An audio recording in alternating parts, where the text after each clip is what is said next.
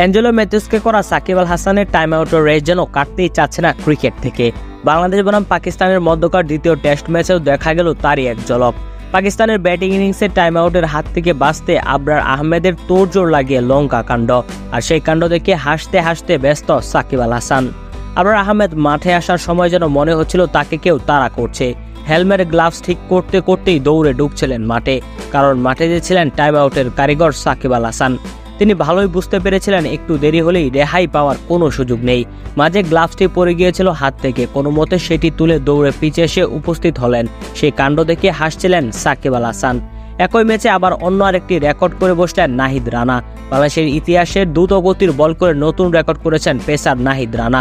পাকিস্তানের বিপক্ষে ঘন্টায় 152 কিলোমিটার গতিতে বোলিং করেছেন ডানহাতি এই পেসার, যা বাংলাদেশের ক্রিকেট ইতিহাসের সবচেয়ে দ্রুত গতির বলের রেকর্ড।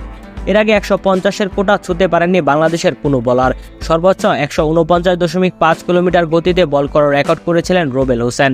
নাহিদ রানা দ্রুত গতির বলের মতো করে আজ জড়ে গিয়েছে পাকিস্তানের উইকেটগুলো। রাওয়ালপিন্ডি টেস্টের দ্বিতীয় ইনিংসে 172 রানে অল আউট পাকিস্তান। নাহিদ রানা ও হাসান মাহমুদের তোপের মুখে স্বাগতিকরা। 2 ম্যাচের সিরিজের শেষ টেস্ট জয়ের জন্য বাংলাদেশের দরকার 185 রান। এছাড়া ড্র করতে পারলে প্রথমবারের মতো পাকিস্তানের বিপক্ষে টেস্ট সিরিজ জয়ের রেকর্ড গড়বে বাংলাদেশ। হাসান মাহমুদ স্বীকার করেছেন আজকে 5টি উইকেট এবং নাহিদ রানা নিয়েছেন 4টি উইকেট। অপর একটি উইকেট নিয়েছেন তাসকিন আহমেদ।